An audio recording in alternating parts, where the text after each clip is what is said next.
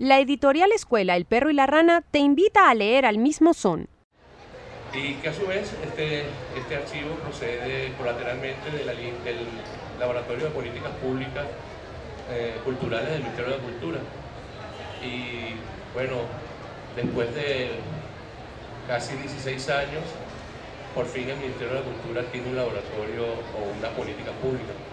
El problema de no tener políticas públicas de una institución cultural con un ministerio que se está creando, que se creó con esta gestión del gobierno, es grave porque es la forma de cómo encarar líneas de investigación, cómo afrontar los problemas de la contemporaneidad.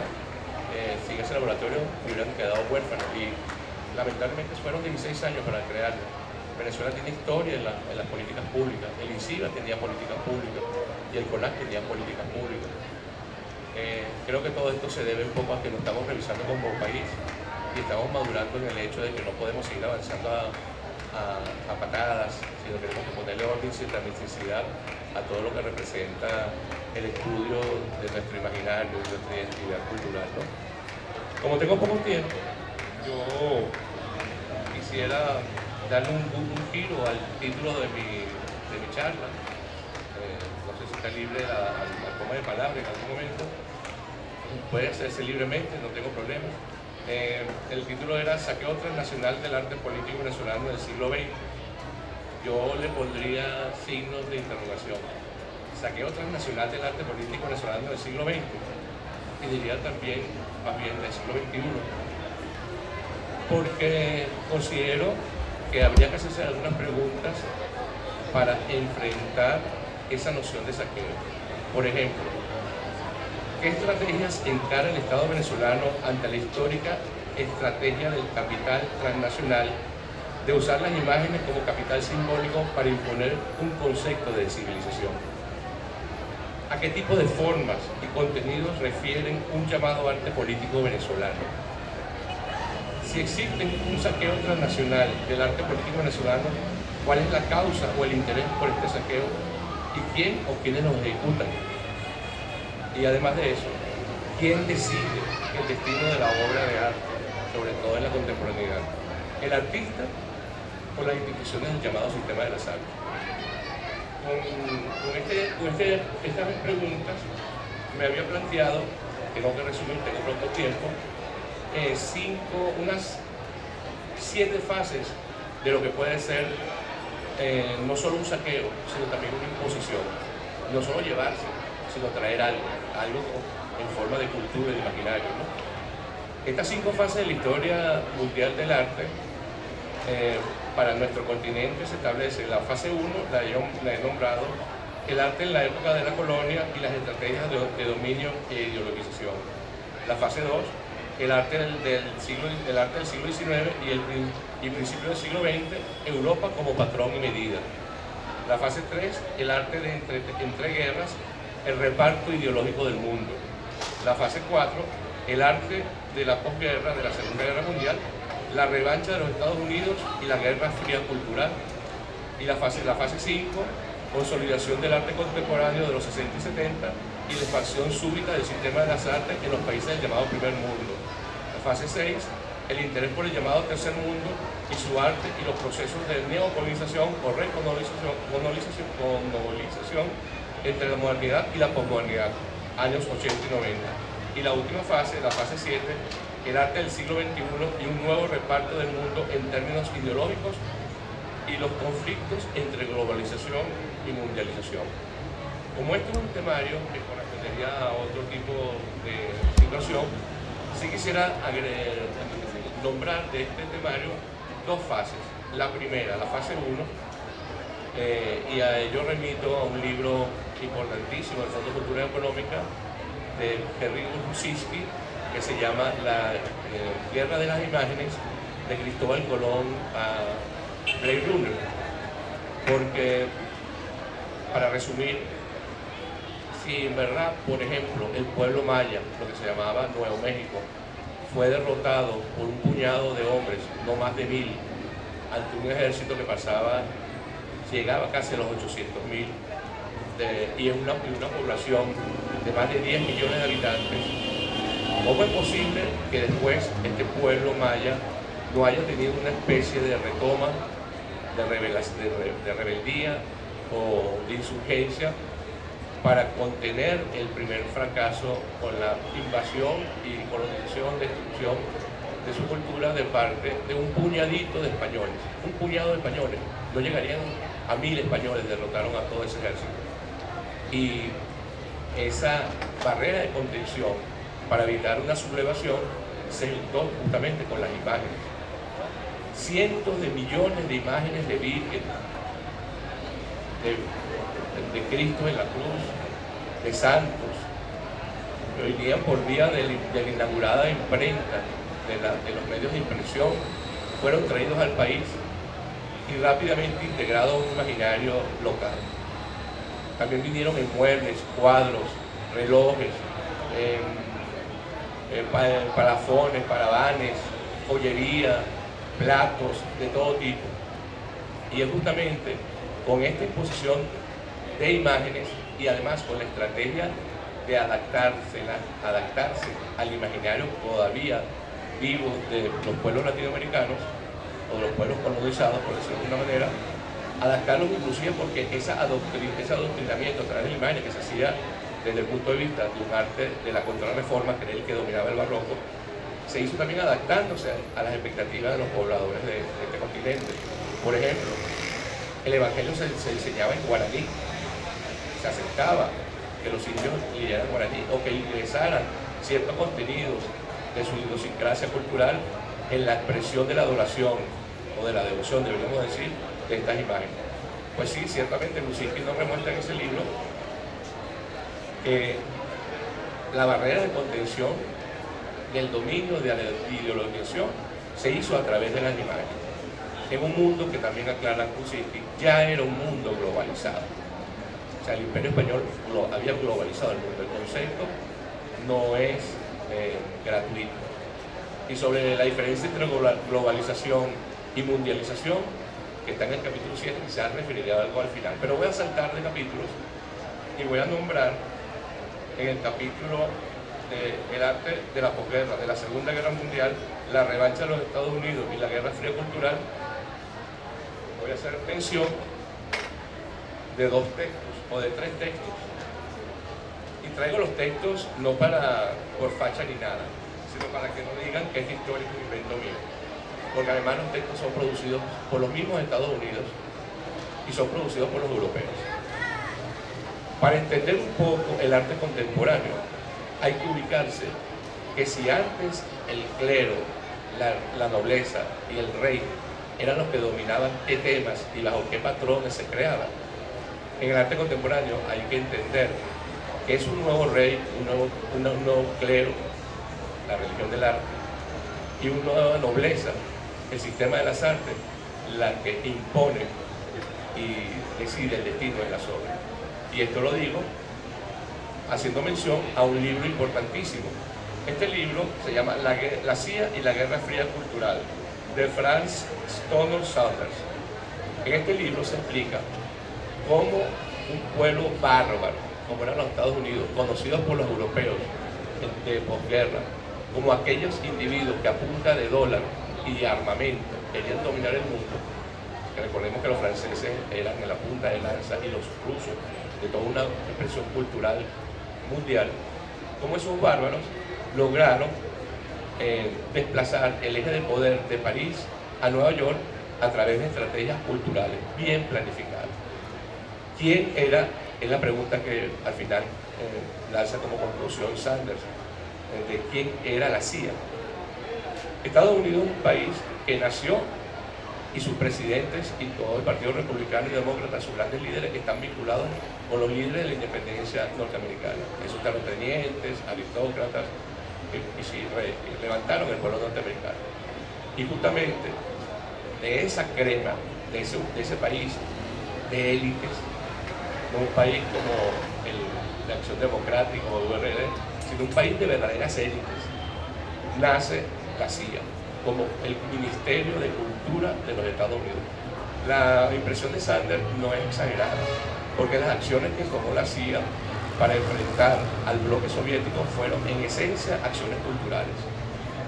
Sanders demuestra cómo un inmenso caudal de dinero manejado a su vez por las élites norteamericanas, que fueron las que crearon la CIA, y que sus primeros miembros eran miembros de esa élite, comprometidísima además con esta lucha ideológica de las imágenes, de esta lucha por el adoctrinamiento. Estas élites eran nada más y nada menos que los hijos de estos ultramillonarios, cultivados y llevados hasta postdoctorado y doctorado en las mejores universidades de Estados Unidos, pero inclusive los primeros agentes de la CIA eran parte de esta élite. Uno de ellos, por ejemplo, Nelson Rockefeller. No lo estoy diciendo yo, editorial Debate. Y Sanders no es latinoamericana, es una norteamericana. Después diré cómo llegó a los datos. Como Nelson Rockefeller fue uno de los primeros miembros de la CIA que organizó el secretariado de la CIA. Él tenía su fundación. Él decía, mi mamá, la creadora del MoMA, fíjense lo importante de esto, la mamá de Rockefeller fue la creadora del MoMA. Y ellos son siempre miembros plenipotenciarios y vitalicios de la Junta Directiva del MoMA. Mi mamá es la creadora del MoMA, decía Rockefeller.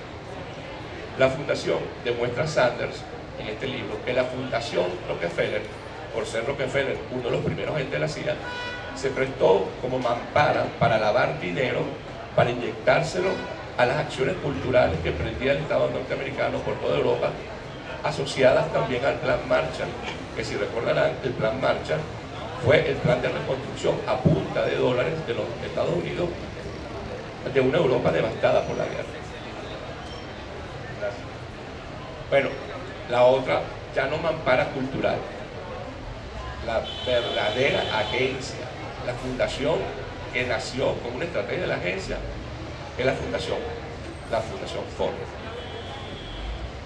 Desde sus orígenes, la Ford, y están revelados en estos documentos, nace como una agencia, nace como una fundación para entregar dinero exclusivamente a los agentes de la CIA desplegados por todo el territorio europeo. Ahora, ¿de dónde nace esta concepción de la Guerra Fría cultural? De justamente hacer frente a la guerra ideológica de adoctrinamiento y de dominio que también tenía el bloque soviético. Recordemos, por ejemplo, el Pacto de Varsovia. Los soviéticos tenían una altísima tradición cultural, literaria, cinematográfica, artística. Por lo menos recordemos a Máximo Gorki, todos los literatos, y recordemos también a movimientos como el constructivismo, que fue utilizada por Lenin y después por Stalin para ir creando casas de la cultura y centros de amistad venezolana soviética, por ejemplo, francesa soviética, italiana soviética, por todo el mundo. En vista de esta avanzada, los norteamericanos dijeron, en ese aspecto, que es el verdadero aspecto que interesa en una guerra como la que estamos planteándonos ahorita después de la Segunda Guerra Mundial, tenemos que crear una alternativa. Y así nace la CIA. La CIA entonces financia exposiciones, financia orquestas, ópera, financia revistas literarias por Europa. Inclusive el financiamiento fue directamente y encubiertamente entregado a grupos de izquierda que enfrentaban el estalinismo, el autoritarismo estalinista. Sartre estuvo a punto de caer en esa órbita y Simón de Beauvoir, pero se dieron cuenta, porque hubo grupos que denunciaron que esos reales tenían que justificarse y porque la izquierda lo utilizaba para enfrentar a Stalin. Ese es el panorama. Pero al fin, inclusive, llegaron a financiar revistas en Latinoamérica con las que ejecutaron la estrategia maestra de una agencia que quiere invertir poco y obtener todo el financiamiento del mundo. Todo el financiamiento y invertir poco para espiar. Sí, efectivamente, en Latinoamérica es un coletazo importantísimo que está siendo hoy en día estudiado de la Guerra Fría cultural. Ese coletazo, sobre todo, vino por la vía de financiamiento de galerías, de movimientos artísticos y de revistas literarias. El primero que se dio cuenta de este financiamiento fue las Casas de las Américas, del gobierno empezando el gobierno de la Revolución Cubana. La estrategia era sencilla. Yo detecto a los grupos subversivos literarios, algunos amparados o afiliados a movimientos insurreccionales, les llego con un agente y los apoyo con dinero para que manifiesten todo eso en términos escritos, en revistas. Y yo lo que hago es recogerlas y las archivo para seguir estudiando cómo va avanzando la situación en Latinoamérica. Lo digo yo. Muestro otro libro. La Guerra Fría Cultural en América Latina. Desafíos y límites para una nueva mirada de las relaciones internacionales. Este libro está hecho como línea de investigación a partir de 2005, levantada por los estudios culturales italianos.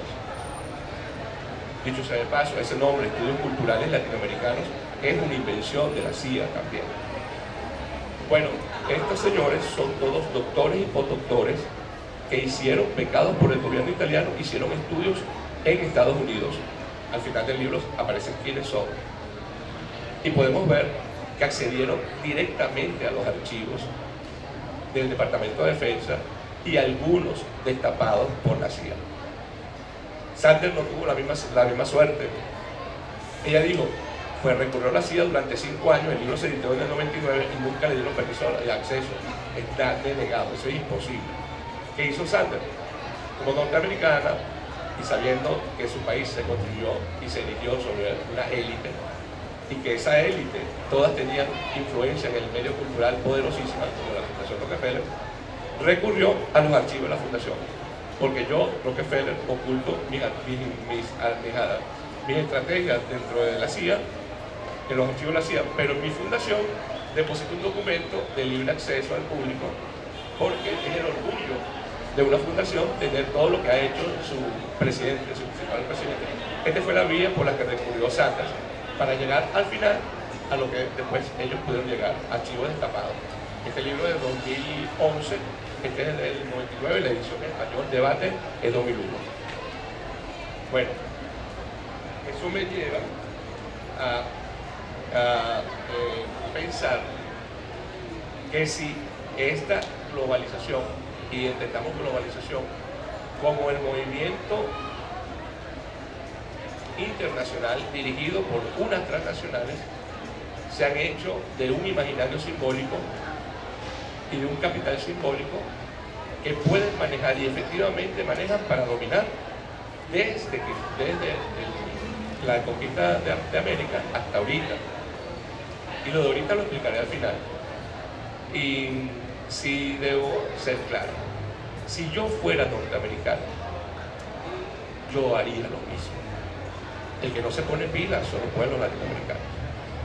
Y lo digo porque hay un movimiento que se llama los conceptualistas del sur, que han advertido esta situación y se han organizado para defender los archivos de arte contemporáneo y arte conceptual latinoamericano, en la perspectiva de lo que, como dije, nombraré al final. Esa es la globalización. Información, ciencia, cultura y tecnología al servicio de las transnacionales. Mundialización, como otro tanto concepto, son la no negación de este telón de fondo, pero visto desde la perspectiva de los movimientos emergentes que quieren otro tipo de relaciones. Así podemos establecer dos versiones de lo que está, e innegablemente no podremos salir de ahí desde los años 90 o mediados de los 80, eso es algo innegable. Pero son dos versiones. También, si parece poco lo que he dicho, presento el curso número 4 de una universidad de los Estados Unidos, la Open University. Se llama La modernidad de debate, arte desde los 40, donde se demuestra cuáles fueron las estrategias de la CIA para hacer de Jackson Pollock la punta de lanza que le permitiría generar un imaginario y una actualidad en el arte internacional tal de robarle el protagonismo de París y pasarlo a Nueva York, cuando en París, en España, en Italia, en Grecia, en todos los países de Europa todavía existía un movimiento vibrante de arte realista, de denuncia y de contestación. Claro, arte realista que todavía respondía a los partidos comunistas, porque en un momento determinado Italia, Grecia y Francia estuvieron a punto de caer en manos del comunismo en ese 47 al 55, en dos oportunidades esos tres países estuvieron a punto de caer en manos del comunismo. ¿Quién lo evitó? el Plan Marshall a punta de dinero en una Europa que necesitaba ser reconstruida. Por eso que inclusive los mismos comunistas negociaron esa no toma del poder. Pero su derrota básicamente se debió a la inyección de dinero de la CIA. Pero además de eso, utilizando a uno de los jugadores más importantes de ese país, Greenberg, que era un jugador socialista de los años 30 en los Estados Unidos, y después captado por la CIA, exalta la figura de Jackson Pollock. Se sabe, y lo pueden conseguir en internet, quién fue la gente, creo que se llama Homer, que le encargaron hacer el seguimiento a Pollock y llevarlo hasta la palestra de lo mejor de lo producido por el arte nuevo norteamericano. Y así internacionalizar un movimiento que fue enteramente impulsado con recursos de la CIA. Bueno, este libro lo hace la universidad, la Open University, y los profesores que es el curso, el cuarto curso de los años 40 en adelante, declaran esto que estoy diciendo de Greenberg, de Jackson Pollock, de la CIA, de París, France, de París, Nueva York, es parte de lo que estudian, lo que se están graduando en teoría, historia del arte en los Estados Unidos. Vuelvo a decir, pasa que si yo fuera norteamericano y fuera francés, haría lo mismo. ¿Será que nos pasa o nos pasa algo de incomprender acerca de cómo utilizar el imaginario simbólico, el arte, la cultura? ¿Por qué se tardó tanto en hacer políticas públicas en el país? ¿Qué está pasando con los archivos de los artistas conceptuales y los artistas contemporáneos latinoamericanos? Archivos como los de Diego Barbosa se fueron enteros, y Diego Barbosa era un pupilo de Dámaso Gasso, miembro del Techo de la Ballena. Se fueron enteros, completos. Yo conocí ese archivo, una gaveta, un archivedero 4 módulos gris, llenos de bailar y de proyectos conceptualistas de Diego Barbosa. Ahorita están en los Estados Unidos. No lo han comprado todavía los museos, pienso yo, porque la esposa de Diego Barbosa emigró y se llevó todos los archivos, porque aquí no se le compraron esos archivos. No hubo forma, y se advirtió que la Doris Spencer, la esposa de Diego, se iba a ir, iba a emigrar, y no hubo manera de hacerlo. Hay agentes en Venezuela que se dedican al comercio del arte y le dijeron a Doris que había posibilidad de vender esos archivos, y él se trasladó a Estados Unidos buscando hacer dinero con esos archivos. No lo ha podido vender supuestamente porque son muy caros. Mentira, a los Estados Unidos no le tiembla el pulso de fabricadora, simplemente tienen que darle de vuelta a la maquinita, y en algún momento Doris aflorará y entregará los archivos, y no me extraña que paren en manos del MoMA o del Museo de Bellas Artes de Houston, que no lo dirige Mari Carmen Ramírez, dirige la línea de investigación de América Latina. Y ahí voy al final. Mari Carmen Ramírez es una curadora que estudió en Yale, una curadora identificada con el movimiento del pensamiento izquierdista latinoamericanista en nuestro continente. ¿Quién convence a Mari Carmen Ramírez para ejecutar un proyecto de investigación en Latinoamérica? Antes de eso debería decir que todo lo que nosotros todavía estamos estudiando, y los europeos también están estudiando como historia del arte, fue creado en los laboratorios del MoMA, el Museo de Rockefeller, el agente de la CIA. Todo lo que estudiamos, la periodización, los artistas relevantes, a quienes interesan más como aporte al arte moderno y contemporáneo, todo eso nació en los laboratorios del MoMA de manos de un curador que se llama Alfred Barr. ¿Por qué digo esto? Porque esa es la historia del arte moderno que conocemos y que conocen los europeos, que deben estar sumamente ofendidos, y por eso hay un movimiento mundial de renovación de los estudios de arte. Otra periodización, otros artistas importantes dejados fuera, otras perspectivas de análisis, otra interpretación de la obra y el ingreso de contenidos políticos, que no quería nada de esto el MoMA, por supuesto, porque la mayoría del arte europeo era un arte de izquierda. Era un arte de izquierda como el arte de Guiso Picasso, miembro del Partido Comunista. Solo decir un ejemplo, la mayoría del arte europeo es un arte afiliado a la izquierda, y algunos de ellos muy afiliados a la órbita soviética. Pero bueno, Mari Carmen Ramírez le piden hacer un proyecto de curaduría del arte latinoamericano, y le ponen $2 millones en sus manos para empezar el proyecto. Y Mari Carmen por fin se traslada ahora al servicio del Museo de Arte Latinoamericano de Bellas Artes de Houston. Pero si nosotros revisamos quién financia este proyecto, y lo podemos buscar en web, que está revelada en la web, son la fundación, entre otras, la Fundación Rockefeller y la Fundación Ford, cuyo historial está en este libro. Por supuesto, el grupo Cisneros se levantó en Venezuela con dinero de Rockefeller. El Cisneros era un inmigrante cubano y no tenía suficiente dinero para crear este emporio. Pero el Cisneros es un agente que Rockefeller le da a su vez dinero para levantar un emporio comunicacional.